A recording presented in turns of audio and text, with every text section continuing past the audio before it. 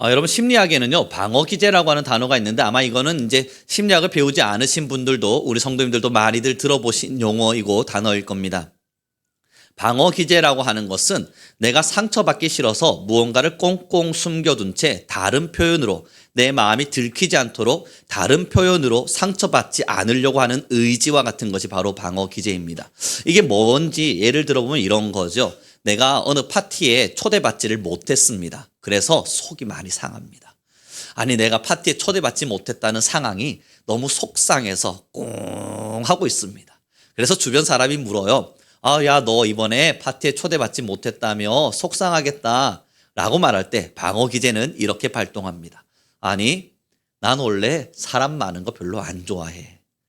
사실 마음속에는 꽁 하고 있으면서 이 마음에는 초대받지 못했다는 섭섭함이 가득하면서 사람들이 야, 너 이번에 초대받지 못해서 어떡하냐 말할 때 난 원래 사람 많은 거 안 좋아해. 난 초대해도 안 갔을 거야. 여러분 이게 바로 방어 기제입니다.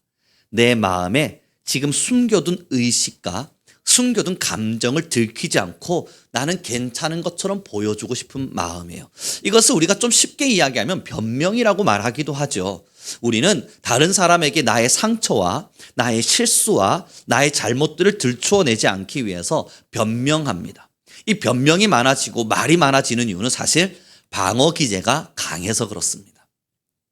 결국 방어 기제가 강한 사람일수록 뭔가 사건 앞에서 끊임없는 수식어구들이 붙습니다. 그 수식어구들이 가득 붙으면서 나중에는 무엇으로 말을 시작했는지도 못 알아듣게끔 휘저어 놓기 시작하죠. 우리는 이 방어 기제가 강한 사람들을 향해서 자신의 속을 들추어내지 않는 사람이라 표현합니다. 여러분, 그런데 이게요, 사회적으로만 있는 것이 아니라 영적으로 있다는 걸 아십니까? 영적으로도 신앙적으로도 방어 기제가 강한 사람들이 있습니다. 사실은 하나님 앞에 서서 내가 잘못하고 있는 게 무엇인지 나도 알아요. 성경에서 내게 무엇을 가르치고 있는지도 나도 알아요. 그런데 합리적인 생각으로 우리는 성경을 보기를 선택하지 않습니다. 이게 무슨 이야기냐고요?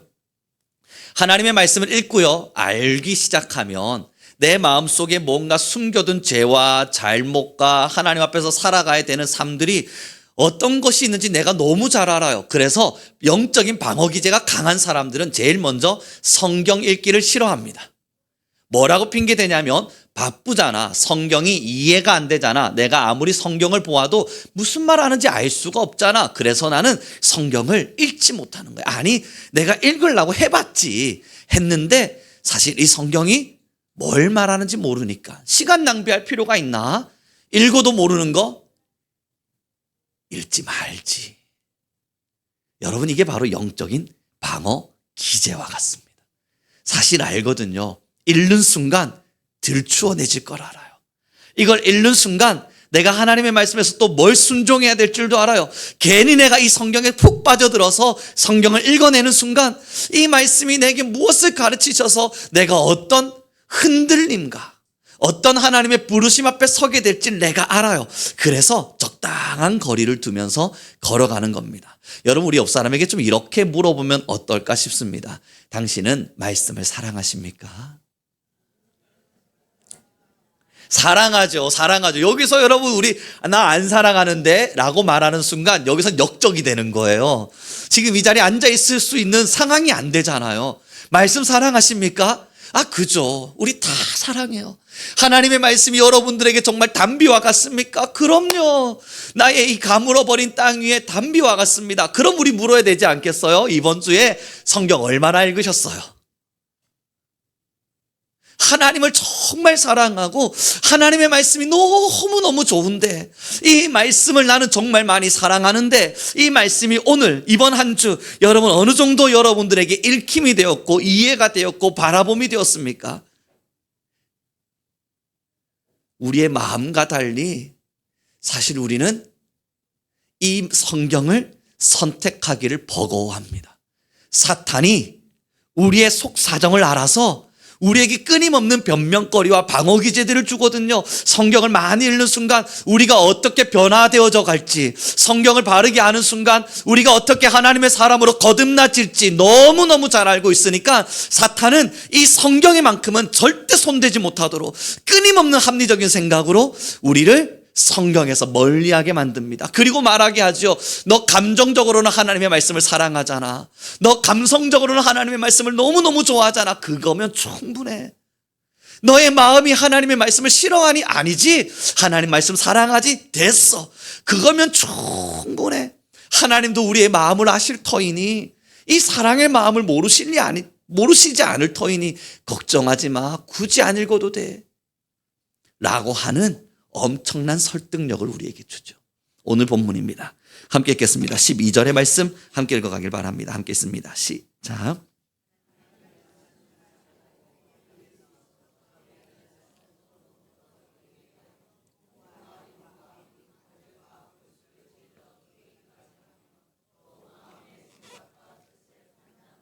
바로 이 12절 말씀 때문이에요. 여러분, 성경을 알고요, 말씀을 아는 순간 어떤 일이 일어나냐면 우리의 생각이 들통나 버립니다.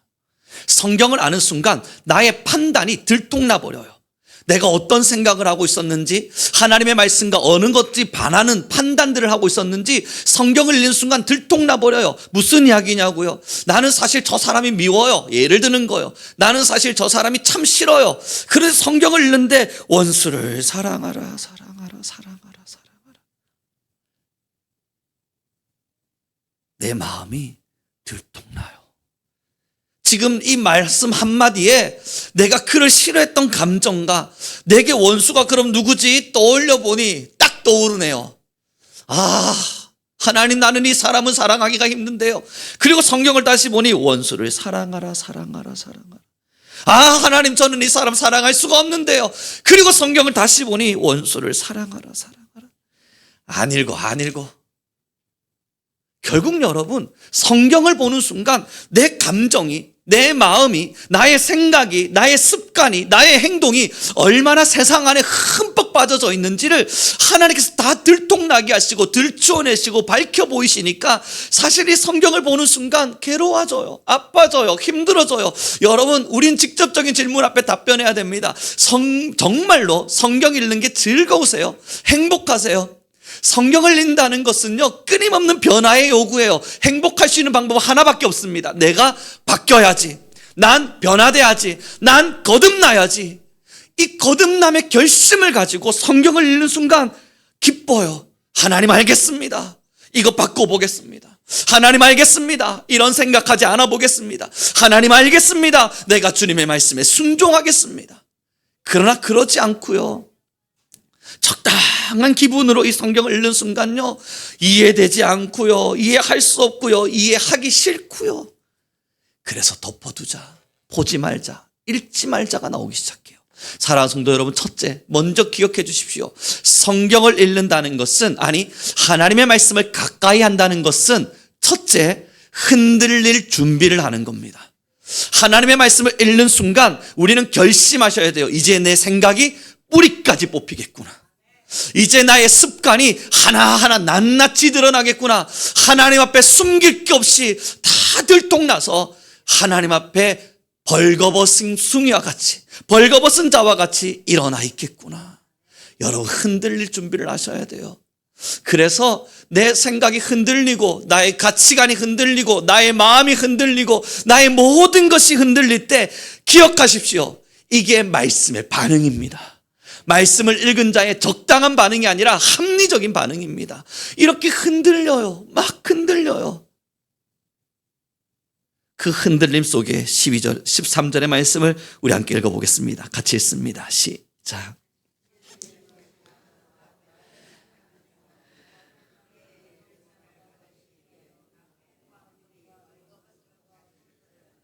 결국 다 들통나서 벌거벗은 것처럼 하나 보여질 겁니다. 방어 기제가 강한 영적인 사람일수록 성경이 이해가 되지 않습니다. 방어 기제가 강한 영적인 사람일수록 성경 읽기를 두려워합니다. 말씀을 저 멀리 던져두고는 다른 생각 속에서 이 말씀을 자기 스스로 해석하려고 합니다. 왜냐하면 들통나고 벌거벗은 것처럼 하나님 앞에 비추어질 것이 싫거든요. 그런데 여러분, 그거 아십니까? 신앙인에게 하나님이 주신 가장 아름다운 선물, 하나님이 신앙인에게 주신 역사대대로 내려오는 가보와 같은 하나님의 선물이 바로 이 성경이에요.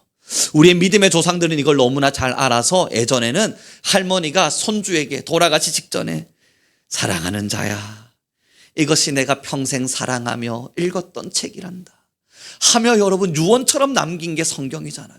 그 할머니가 왜 성경을 남겼겠습니까? 이 다 떨어져 가고 낡아버리고 이제는 무슨 줄인지도 잘 알 수 없는 성경, 옛날 성경은 이렇게 가로로 읽는 것도 아니고 세로로 읽도록 되어 있어서 요즘 애들은 읽지도 못할 그런 성경, 그런 걸 여러분 왜 가보로 남겼겠어요? 할머니가 살아보니, 그 어르신들이 살다 보니 이 말씀을 꼭 부여잡고 살면 내 생각은 변하겠지만, 내 삶은 바뀌겠지만, 때로는 아픈 날도 있고 말씀대로 순종하지 못해서 울어야 될 일도 있겠지만, 살아보니 이 말씀대로 사는 것이 가장 아름다운 가치였음을 자녀에게 꼭 알려주고 싶은 거 아니겠어요?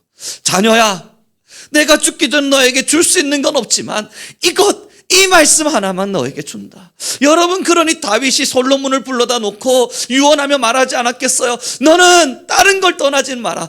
다른 건 다 잊어도 하나님의 말씀만큼은 떠나지 마라. 그 하나님의 말씀에 꼭 붙어 있어라. 왜 그런 유언을 하겠어요? 결국 다윗이 성군으로서 그 많은 태평성대를 누려보니 말씀이 전부인 걸 알게 된 겁니다. 그러니 사랑하는 성도 여러분, 성경을 읽으실 때 첫째의 자세 뭐라고요? 흔들릴 준비를 하세요. 흔들릴 준비라는 것은 내 생각과 말씀이 다를 거라는 걸 인정하세요. 내 고집과 성경은 전혀 다른 기록을 하고 있을 거라는 걸 아시고, 나의 본성과 하나님의 말씀은 정말 정반대의 것을 우리에게 가르치실 것이라는 걸 인정하세요. 그리고 성경을 읽으면요, 3단계가 일어납니다. 첫째, 성경이 제일 먼저 머리에 박힙니다. 이걸 이성적 판단이고 이해라 그러죠. 내가 하나님의 말씀 앞에서 흔들릴 준비를 하고 성경을 읽기 시작하면 머릿속에 하나 이성적으로 들어오기 시작합니다. 그리고 여기서 이성적으로 멈추어 버리는 순간 성경은 무의미합니다. 성경을 읽으면서 이게 이런 말씀이었구나, 하나님의 말씀이 이런 거였네, 이해가 되는 순간, 여기서 너무나 은혜되는 이야기지만 여기서 멈추면 모든 것은 무의미합니다. 두 번째, 성경을 제대로 읽을 줄 아는 사람은 이해를 넘어서 가슴에 박습니다. 이것을 우리는 신비에 박힌 말씀이라 하죠. 신비에 박혔다는 것은 내 이성을 넘어 마음속에 박혀버렸고 나의 본능 속에 박혀버렸어요. 나의 감정 속에 박혀서 이것이 떠나지지가 않아요. 이제는 성경을 읽지 않아도 나의 신비에 박혀있는 말씀이 하루하루 떠올라요. 그래서 나의 모든 것을 어떻게 해야 될지 생각과 판단을 잣대를 되어주고, 나의 생각 속에 기준이 되어주고, 내가 어떠한 것을 행동하게 할 때에 하지 마라, 하라 가르쳐주는 기준이 되어줘요. 그래서 이 신비에 새겨져 있는 말씀은 은혜가 되어서 저 멀리 성경책을 읽지 못해도 하나님의 음성처럼 들려집니다. 그래서 여러분, 이성에서 넘어선 그 다음에 성경을 제대로 읽을 줄 아는 사람은 신비에 박습니다. 그런데 여러분, 신비에만 박혀도 무의미합니다. 성경이 신비에만 박혀 있으면 이것은 우리에게 판단의 기준만 될 뿐 어떤 의미도 가지지 않습니다. 그리고 성경을, 하나님의 말씀을 정말로 제대로 읽고 하나님의 말씀으로 받아들이는 사람은 셋째, 기억하십시오. 손에 새겨집니다. 이 손이 뭘 의미하냐면 행동이에요. 나의 행동에 말씀이 새겨져요. 내가 움직이는 나의 움직임에 말씀이 새겨져요. 원수를 사랑하라, 머리로 이해했죠? 해야지. 마음에도 새겨졌죠? 그래, 주님 말씀 따라야지. 그러나 여러분, 진짜 말씀을 읽은 사람은 나의 손끝, 나의 행동에서 원수를 사랑하기 위해서 먼저 손을 내밉니다. 이것은 이해를 넘어서 신비를 넘어서 움직임이에요. 손이에요. 그래서 성경을 정말로 하나님의 말씀으로 읽고 이해한 사람은 마음으로도 생각으로도 넘어서 나의 손에 하나님의 말씀을 새겨놓습니다. 나의 삶이 말씀이 되고, 나의 움직임이 말씀이 되고, 나의 언어가 말씀이 되고, 나의 모든 시간이 말씀 그 자체가 되도록 우리는 그것을 순종이라고 표현합니다. 하나님의 말씀 앞에 서서 끝없이 순종해가는 삶 말입니다. 사랑하는 성도 여러분, 이제 우리는 조금 더 깊이 질문해 보아야 합니다. 하나님의 말씀이 여러분의 어디에 새겨져 있습니까? 머리에 새겨지기 시작하면요, 바리새인들이 됩니다. 그래서 끊임없이 이해합니다. 그러나 그 이해한 것을 가지고 다른 사람에게 가르치긴 할 줄 알지만 정작 자기들은 작은 짐 하나도 지기를 싫어합니다. 바리새인들처럼 설명하고 가르치고 뭔가를 알려주고자 하지만 자기들은 그 작은 짐 하나도 재지 못하는 소경을 인도하는 꼴이 나게 됩니다. 이것이 바로 머리로만 이해한 하나님의 말씀이 될 거예요. 가슴으로 하나님의 말씀을 이해하기 시작하면요, 울기 시작합니다. 때로 내 마음이 아파하기도 시작합니다. 그래서 신앙인다운 모습들이 드러나고 그에게 있어서는 정말 신앙인인가 하는 궁금증이 들기도 합니다. 그런데 주변 사람들이 말할 겁니다. 야, 너 신앙을 그렇게 열심히 하는데, 예수님을 그렇게 믿는다고 말하는데 잘 모르겠네. 여기까지의 신앙이 예전 우리나라 1970, 80년대를 휘저었던 기도원의 영성이라 말합니다.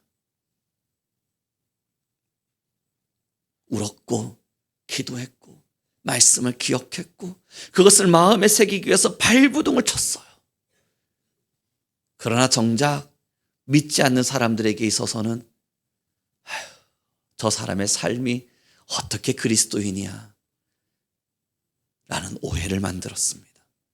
지금 마지막 세대를 살고 있는 우리에게 하나님이 주시는 마지막 숙제가 뭐겠습니까?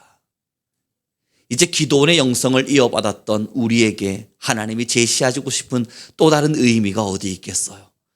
지금 세상은 우리에게 말씀대로 살아주길 요청하고 있습니다. 하나님은 우리에게 하나님의 말씀대로 우리가 살아주길 요청하고 있습니다. 사랑하는 성도 여러분, 우리 함께 고백합시다. 나는 말씀을 손에 새기리라.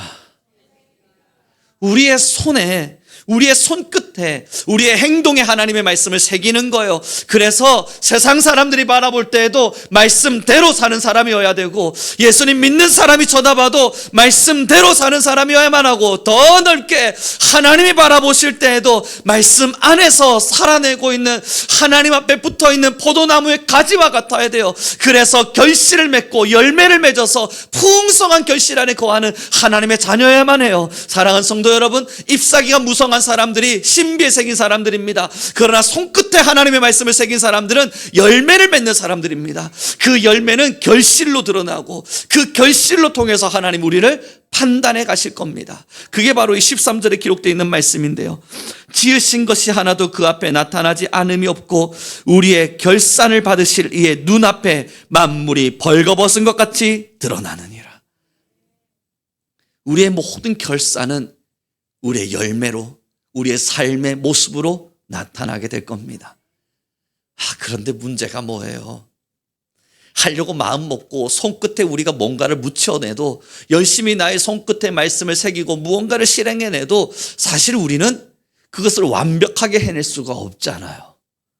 완벽하게 이루기에는 불가능하잖아요.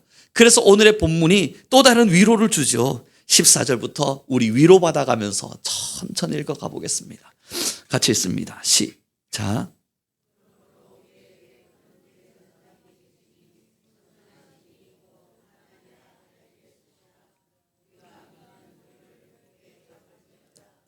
우리에게 있는 대제사장은 우리의 연약함을 동정하시지 못할 이가 아니요 모든 일에 우리와 똑같이 시험을 받으시니로되. 16절 넘겨주십시오. 그러므로 우리는 긍휼하심을 받고 때를 따라 돕는 은혜를 얻기 위하여 은혜의 보좌 앞에 담대히 나아갈 것이니라. 아멘. 그러니 여러분 15절의 말씀을 자세히 좀 들여다봐 주십시오. 뭐라 기록합니까? 우리에게 있는 대제사장은 우리의 연약함을 동정하지 못하시리가 아니요. 이 얼마나 아름다운 위로입니까? 하나님 앞에서 나의 행동이, 말씀이 나의 행동이 되기를, 내 삶 그 자체가 말씀이 되기를 간절히 바라는데, 그래서 움직여내는데, 움직여 보았더니 스스로 실망할 만하고 못났다 느껴지고 죄책감도 들고 완전하지도 완벽하지도 못한 모습 속에서 실망해서 좌절하고 있을 때 하나님이 뭐라고 이야기하세요? 우리의 연약함을 동정하지 못하실 리가 아니다. 하나님께서도 우리와 똑같이 시험을 받으셨다. 그래서 우리의 연약함을 아셔서 동정하시고 이해하시고 수용하시고 우리의 그 넘어짐 앞에 괜찮아 괜찮아 격려하신다고요. 그 말씀의 아름다운 위로가 16절이지요. 함께 읽겠습니다. 다시 읽어보겠습니다. 시작.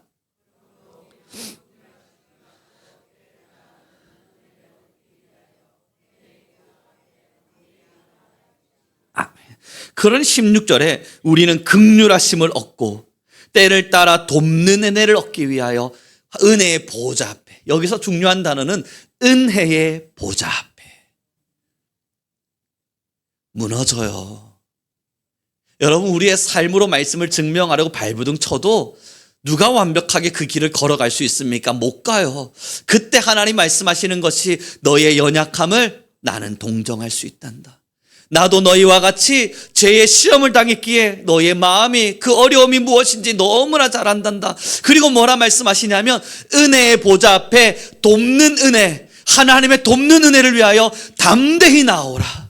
하나님의 보좌 앞으로 나오라 말하는 거예요. 그렇게 나오면, 담대하게 나오면 하나님이 돕는 은혜를 주시사, 하나님께서 돕는 은혜를 우리에게 주시사 격려해 주시고 조금 더 해보라 말씀해 주시고 잘했다 안아도 주시고 응원해 주신다는 이야기예요. 여러분, 이것만큼 아름다운 위로가 어디에 있습니까? 하나님은요, 우리에게 완벽한 걸 요청한 게 아니었어요. 우리의 삶의 실수투성이와 같아도 그 삶의 말씀을 묻어내기를 바라셨던 거예요. 완전하지 않으니까 못하겠다고요? 완벽하지 않으니까 그만하겠다고요? 아니요. 하나님은 우리에게 그 실천을 드러낼 때 하나님께서 힘을 보태셔서 돕는 은혜를 주시겠다고요. 사랑하는 성도 여러분, 그럼 우리의 갈망은 하나님의 말씀대로 완벽하게 살아봐야지 여기에 계시면 안 돼요. 우리가 바라는 갈망은 하나님의 돕는 은혜를 사모하는 겁니다. 하나님께서 나를 도와주실 거야. 하나님께서 나를 지켜봐 주실 거야. 나의 연약함을 도와주실 거야. 그 마음으로 돕는 은혜를 사모하며 길을 걷는 거예요. 축복합니다. 어떤 길을 걷고 계십니까? 신앙에 정말 완벽함을 원하세요? 우리의 신앙이 완벽했으면 좋겠어요? 여러분, 그건 천국 가서나 이루는 이야기입니다. 우리는 완벽한 신앙의 현장에 서지 못해요. 첫째, 흔들리십시오. 충분합니다. 하나님의 말씀 앞에서 끊임없이 갈등하시고 흔들리시며 이 말씀을 읽으며 하나님 이걸 어떻게 합니까? 못합니다. 싸우기도 하시고 연약하게 넘어지기도 하십시오. 그 흔들림이 필요합니다. 둘째, 그러나 돕는 은혜를 사모하십시오. 그 흔들림 속에서 넘어져서 자책하는 것이 아니라 하나님이 그래 맞아, 나의 이 연약함을 아시사 나를 돕는다 말씀하셨지. 나의 이 연약함을 아시사 하나님이 나를 도와주겠노라 말씀하셨지. 내가 은혜의 보좌 앞으로 담대히 나아가리니, 하나님의 은혜의 보좌 앞으로 내가 담대히 나아가 하나님의 도우심을 찬양하리니 하나님이여 내게 돕는 은혜를 주십시오. 나의 완벽하지 못하는 실수투성이 삐뚤빼뚤하게 써내려가는 나의 인생의 여정, 하나님 앞에서만큼은 그래도 제대로 해보고 싶었으나 이마저도 내 마음대로 하지 못하는 나의 연약함, 그러나 주님의 은혜의 보좌 앞에 담대히 나아갑니다. 주님, 날 도우시사 나의 연약함을 보살펴 주십시오.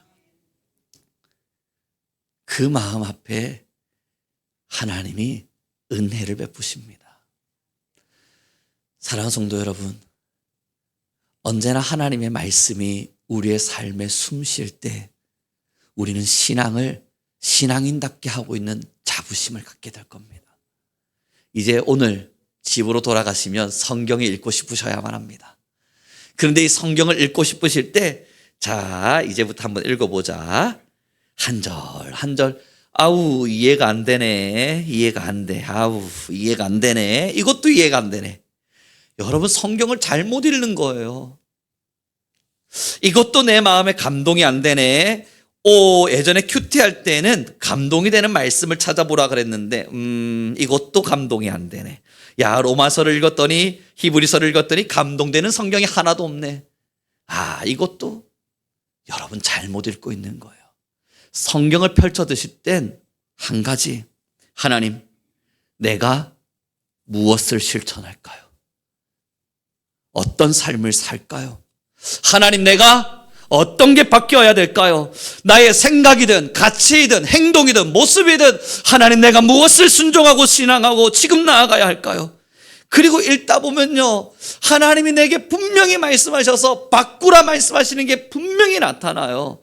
그것을 발견하면서 내 삶을 바꾸고자 하는 수고로움 속에 성경을 읽고 말씀을 접할 때, 여러분, 그때서야 신앙은 성숙하고 성장해 가기 시작합니다.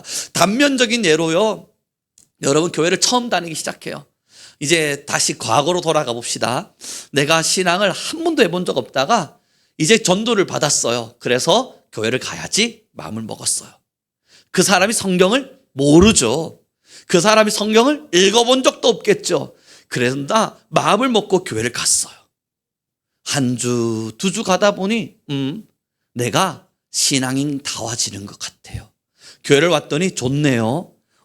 교회를 와봤더니 그래도 마음도 좀 편안해지는 것 같고, 야, 이 신앙을 계속해도 될 것 같네요.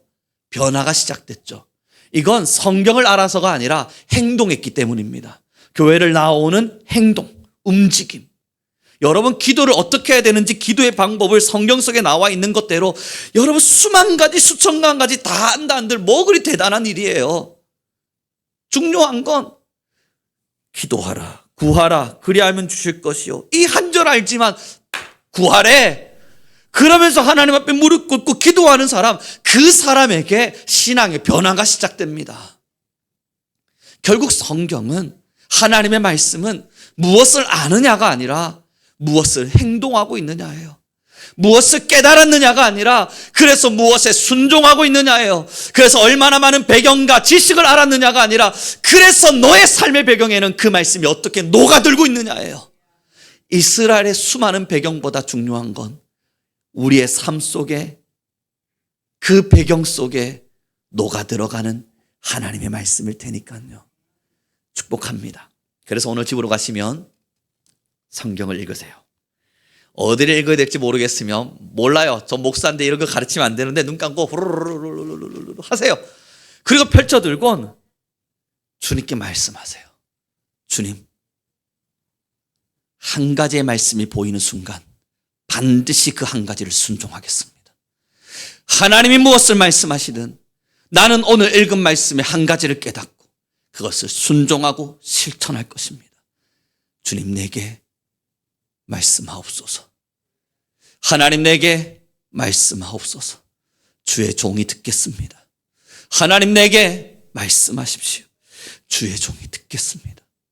그 마음으로 성경을 읽으면 오늘 무엇을 움직이셔야 될지 분명히 보이실 겁니다. 이제 말씀을 정리해 갔으면 좋겠습니다.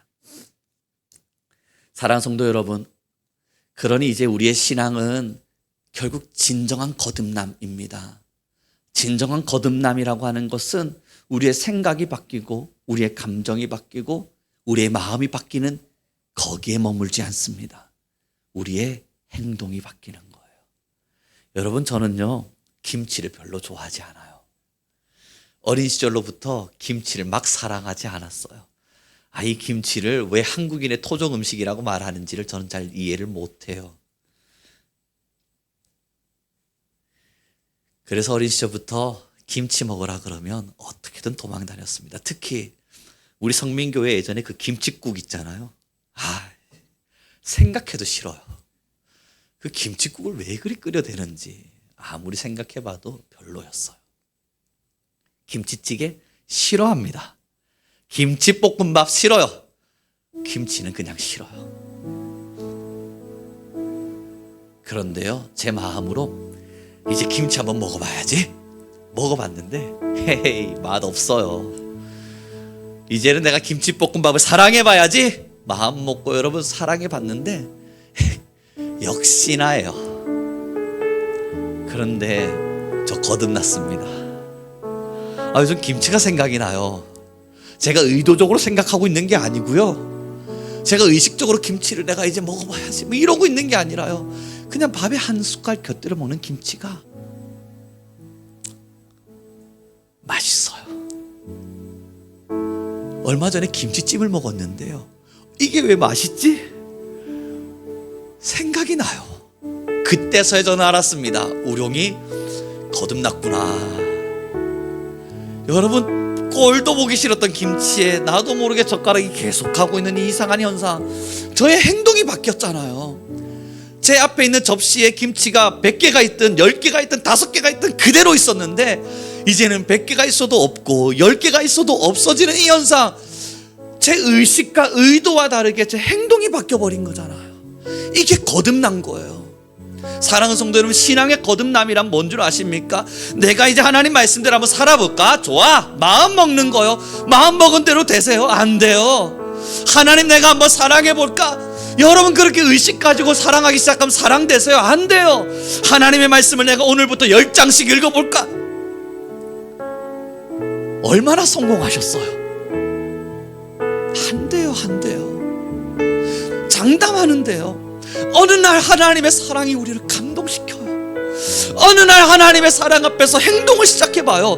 주님, 내가 주님의 말씀에 순종하며 하나님의 말씀에 순종하며 내 삶을 바꿔보겠습니다. 하나하나 나의 삶을 주님의 말씀으로 바꿔보기 시작해봐요. 그러면 여러분, 이 말씀 속에서 다음 내가 바뀌어야 될 건 뭐지? 하나님이 알려주시고요, 우리에게 돕는 은혜를 주시고요, 담대함으로 나오라 말씀하시고요, 그렇게 우리의 삶이 변해지기 시작할 때 우리는 압니다. 내 삶에 열매가 맺히는구나.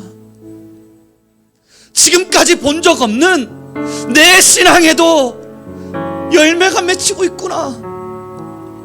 그저 교회 왔다 갔다 찬양하고 예배하고 기도하고 이게 무슨 의미가 있나 때로는 생각하고, 그럼에도 천국은 가야지 하며 기도했던 그 신앙의 여정을 떠나고 그때서야 깨닫는 한 가지, 내 신앙에, 나의 삶에, 나의 걸음에 열매가 맺히고 있구나.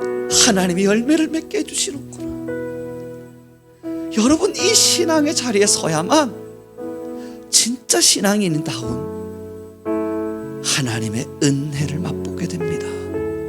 우리 함께 이 길을 갑시다. 바뀌지 않으면 무슨 의미가 있어요? 바뀌어야 진짜 신앙이에요. 변화돼야 진짜 신앙이에요. 과거의 나의 모습과 지금의 나의 모습이 달라야 돼요. 내 원래 모습이 이렇다고 그걸 바꾸려고 우리는 신앙하는 거예요. 내 본성이 그렇다고 그걸 뜯어고치려고 신앙하는 거예요. 사랑하는 성도 여러분, 바뀌어야 합니다. 변하지 않으면 신앙하지 않는 겁니다. 우리는 이제 변화받고 변화되어서 우리의 삶이 바뀌는 진짜 신앙인이 되길 간절히 소망합니다. 우리 시간 기도하며 나아갔으면 좋겠습니다. 함께 기도할 때에 하나님, 우리는 갈망하겠습니다. 성경의 이해와 말씀의 신비에 새기는 열정을 넘어 우리의 삶이 변화되는 신앙을 하나님 갈망하겠습니다. 주님, 우리에게 말씀을 주셔서 그 말씀이 우리의 삶을 변화시키게 도와주옵소서. 이제 우리의 삶이 바뀌어져 하나하나 실천함으로써 주님의 말씀을 따라 열매 맺는 우리가 되게 하여 주옵소서. 우리 주여 한번 부르시고 간절히 기도하며 나아갑니다. 주님.